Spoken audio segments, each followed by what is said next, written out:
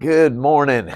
Good to see you. Thanks for tuning in. I'd like to thank Weatherford Daily News and Read Newspapers for sponsoring us this morning. As always, blessings on them.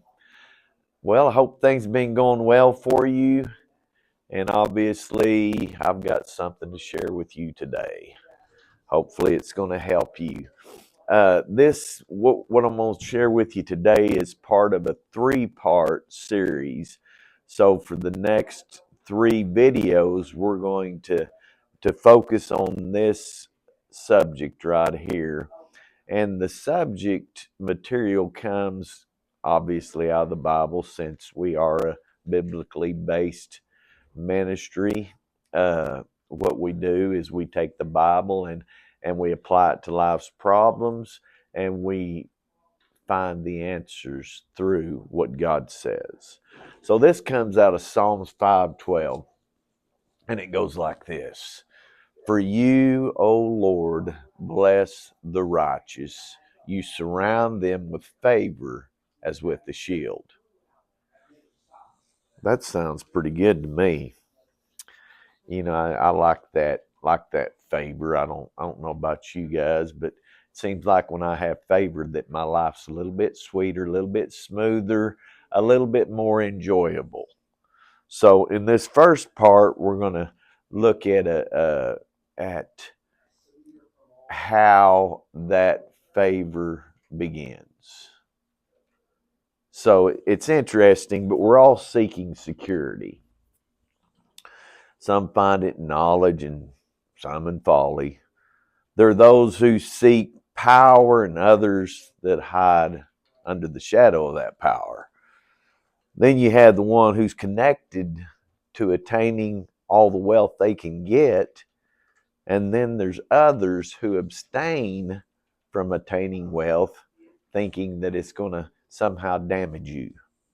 It's just interesting thoughts. You got people on diametrically opposed views. But with this mixture of people, we tend to get in the arguments, right? This one's right and that one's wrong.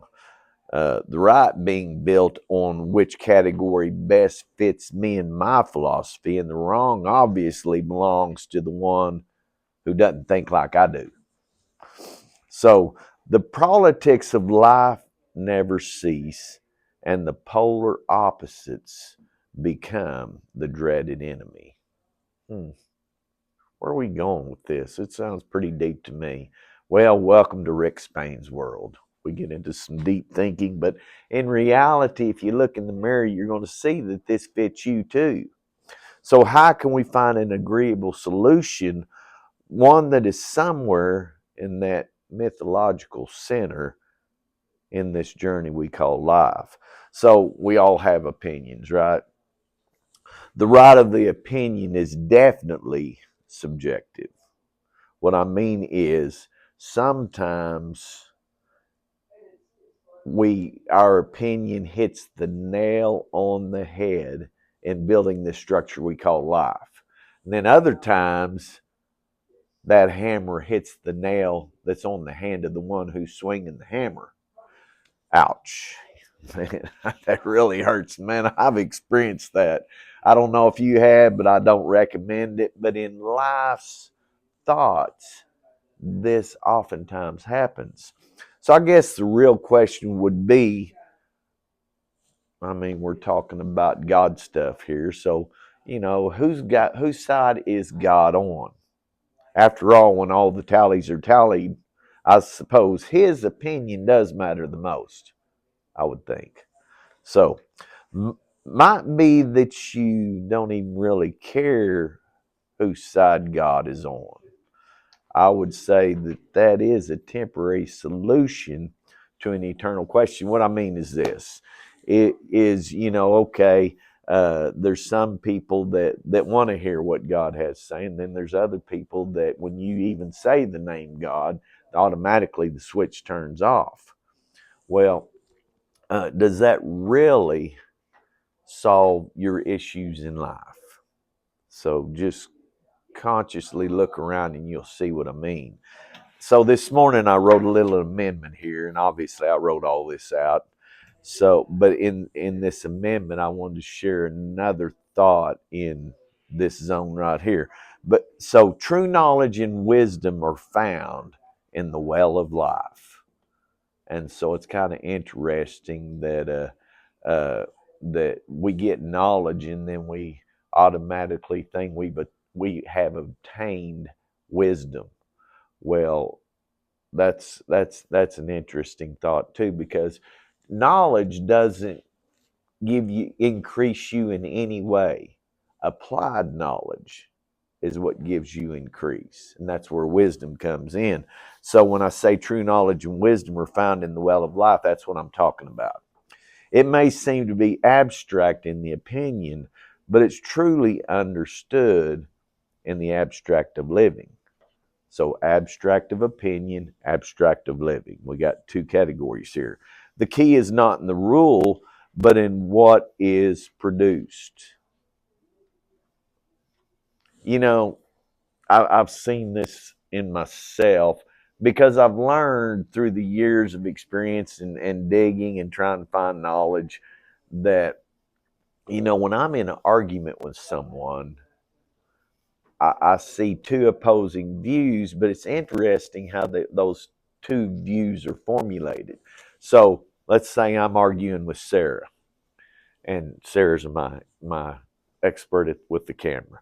So Sarah says, well, we shouldn't do this, and I say, no, we should do this. And so what Sarah does is she paints this picture of why we should not do this. It's a good picture. Great picture. The only problem is it doesn't align with my picture. So what I have to do, I have to draw my own picture so I can prove my point that I'm right and Sarah's wrong. But then Sarah, she wants to prove her point that I'm wrong. So that's what I'm getting at. It's hard to see when you're trying to prove your point with your picture. And I'm talking about wisdom, true knowledge, and wisdom. This is hard to see when you're trying to prove your point. The true goal of wisdom and understanding is not in the right of the individual. Dang it. I had to say that.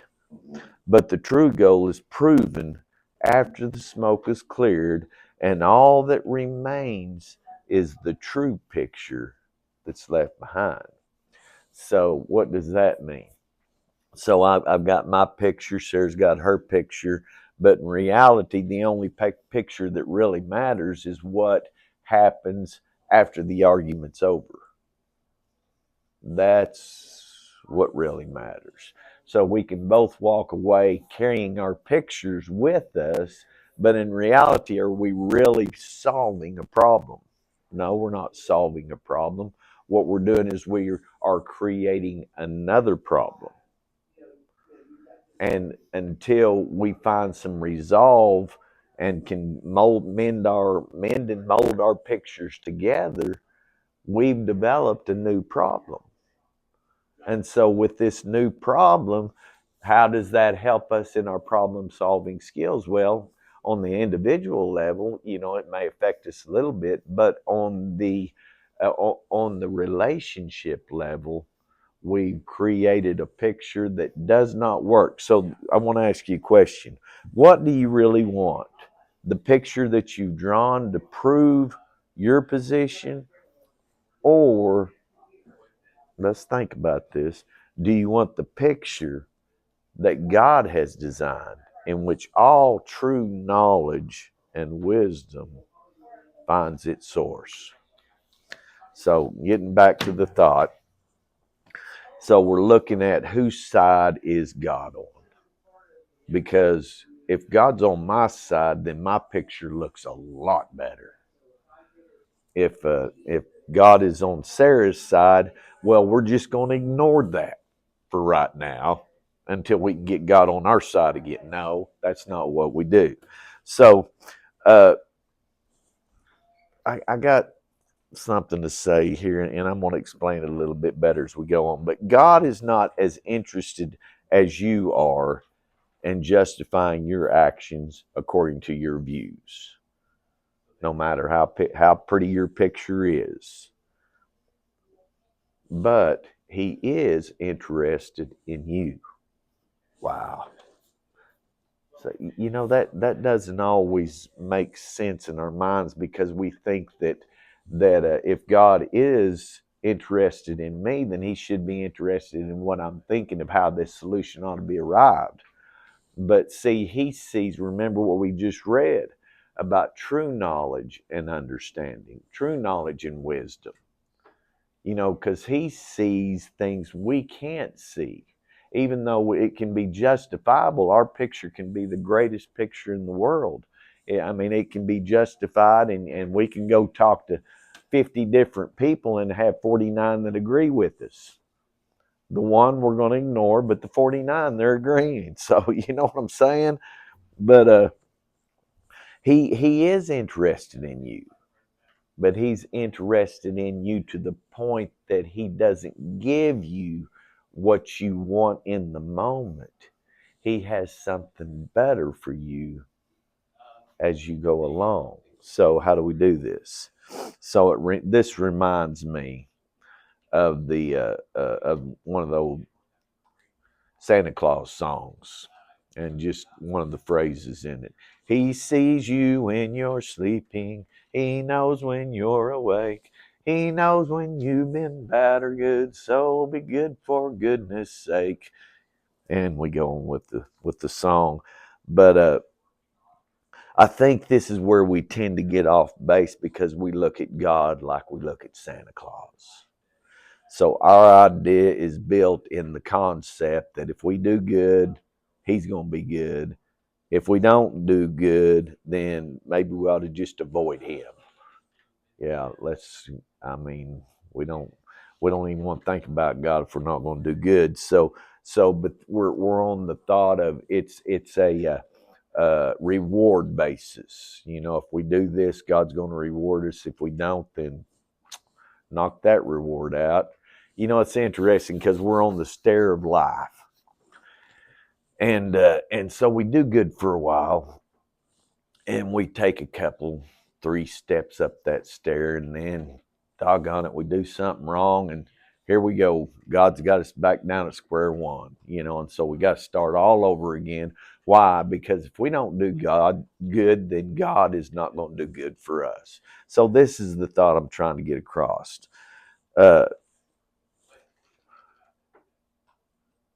The truth is, this is a truth, and I want you to understand this, and you've got to elevate your thinking when I say this. But God is good all of the time. He's never bad. He's always good. He always does the right thing. There is no stair that he has to climb in order to achieve this success of good. He's right. He's good all the time. So I want you to keep this in the back of your mind. In the subject of what we're talking about, this is hard to conceive, but just bear with me. We're going to get to that. So the thought is, God is good all the time. Now, wait a second. Wait a second. Have you seen the mess that my life is in? And you say God is good? Well, personally, probably not. It's not that I can see. I'm just like you. Let me say that. Just like you. If stuff isn't going good in my life, it's hard for me to see God as good. But I want you to understand, it's not that He is not concerned with what you're facing. It is the thought that He sees way on down the line, not to where you are, but to where you're going. Because see, what life tries to do is tries to push you in a place that you don't belong. What God intends for you is for life to push you in a place that you never dreamed of. And I'm saying a good place, because why? God blesses the righteous. So, uh, do not think for a minute that he ever forgets about you. Do not think that he ever sees you in your situation, whatever it may be, and think that God doesn't care. The thought is you may deny him, but I'm going to tell you, he's never, ever going to deny you. And the mix of all the opinions, his eye never, ever leaves you. So if he blesses the ones who's in the right and surrounds them with favor, where is this right? Where is it? Because the concept is if he blesses the one who is in the right, then that's where I want to be. I want to be in that place, and not only that, I'm going to build my camp there. So if you're like me, blessed does sound pretty good. So this is where we get in the concept of whose side is God on. We think that God's up there in the stands in this game we call life, and he's cheering for one and he's not cheering for the other. It's a competition here. As life unfolds, we have plenty of evidence to back this up. When life is good, obviously, God is good. When life is not good, where is that favor that God is talking about? Because I'm doing my best to stay in this right place. And not only that, when did I move away from that place? So we have this concept that, as life goes, this is the way God looks at us, this is the way God's dealing with us. So let me share a truth with you. God never takes a side. Dang it. That's really tough because we've got people like me that are do a little bit more than what's required. So what? So I can have a little bit more than somebody else.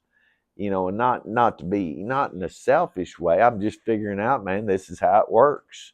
What if I want some more money? Well, then on my job, I'm going to put in some overtime. Why? Because my check's going to be more, right? So that's what I'm talking about. But then we get the thought of God doesn't take a side. So this brings in what I call the agnostic thought.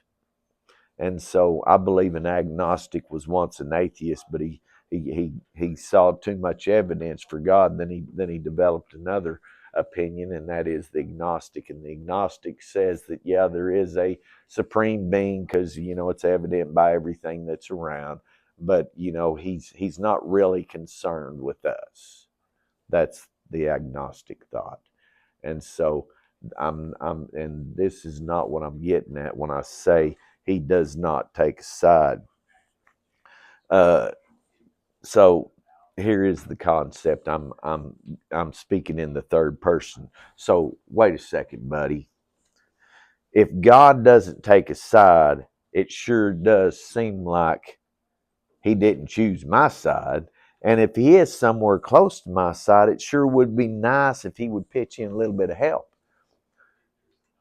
Now, if you've never thought that way, then you're really not thinking, or I don't know.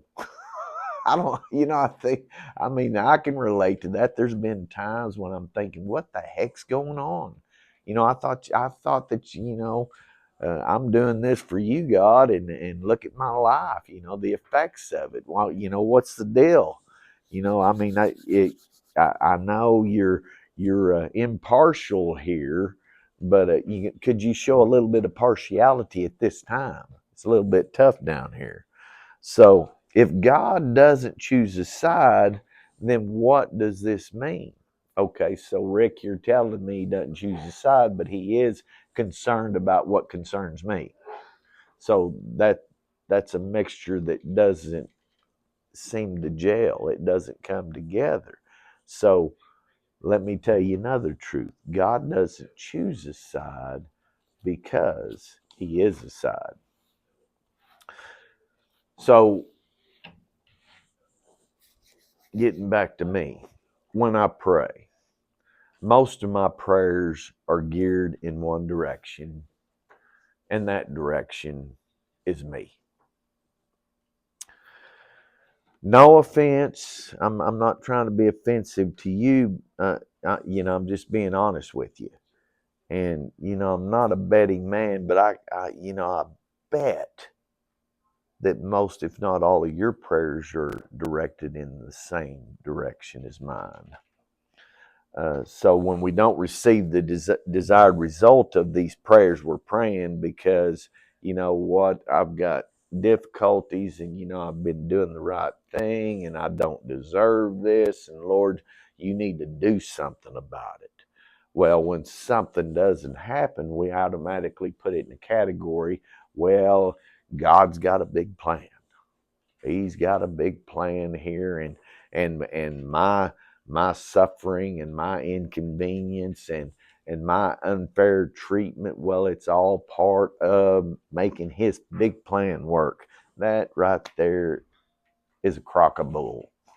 You guys, if I know we're going a little bit longer on this video, but I got to tell you that if God had to have your bad experience to make his plan work, automatically that's telling me that God's not God.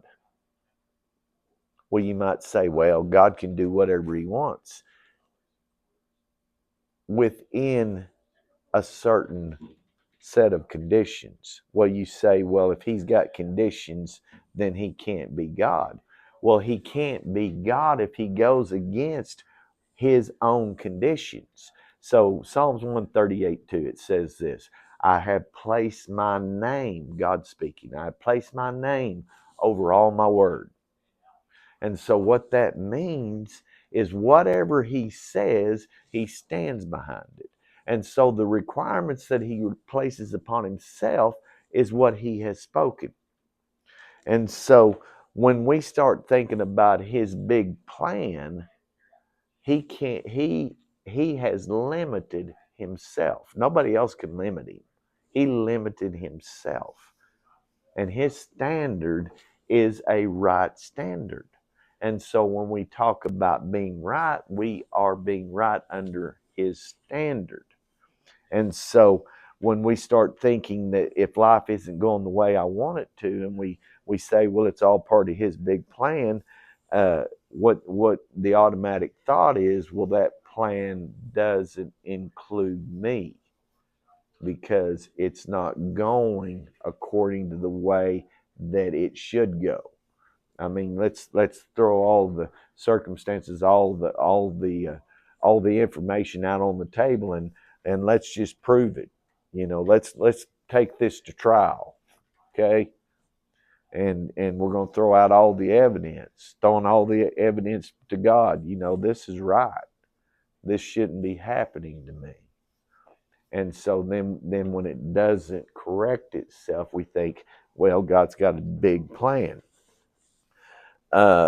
It seems like the eye that was supposed to be on me somehow wandered off to Lord knows where. So if God's eye is on me and I'm going through this tough situation, then is he looking away? Is he ignoring me? I want to get back to the plan, because this is what I want to bring out this morning. What is God's plan? Because I want you to know that God does have a plan. And that plan does not need for you to suffer and to make it work. Let me say that. His plan does not need your suffering to make his plan work. So when I say God has a plan, I want you to understand that you are a big part of that plan. Without you, his plan doesn't work effectively. And so this is something you really need to understand. If you don't, you'll find yourself lost in the effects of, well, God is looking off in another direction. Then you'll blame him. Why? Because there's no one else to point the finger at. After all, he is just, right? He's the one that has the balance. He's the balancer there. He's the one that says right and wrong. And so when things don't work out the way we think, then we're pointing the finger at the only person we can, and that's him. Let me tell you about his plan. Because when you start understanding that his plan is way bigger than anything that you are going through or that you're ever going to go through, it's bigger than any challenge you're ever going to face. And you know what's interesting about this? That his plan began before the first man and woman were created. And his plan will not end until everybody has finished their course. So what is this plan? How do we determine this plan? Because I'm going to tell you, his plan has been clear from the very beginning, even though it gets covered up with life experiences. His plan is in one person, and that person is Jesus. Jesus is the plan of God. So that, this is a quick solution to a big predicament in life.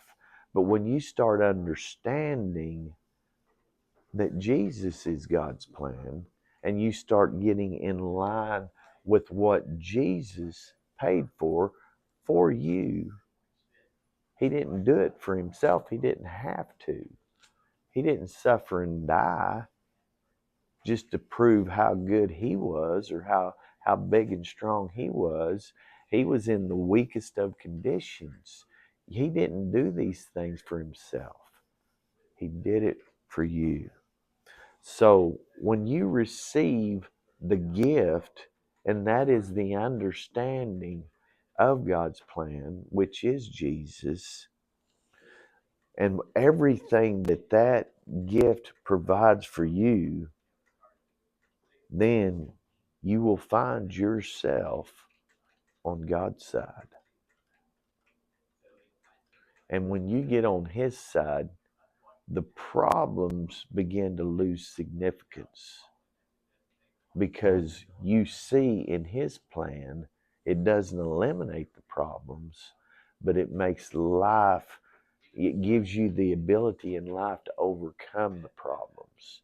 And no longer do the problems cover you, but the problems elevate you to a position that you didn't realize you could ever be. So when you receive the gift that Jesus has provided, this is not the end, folks.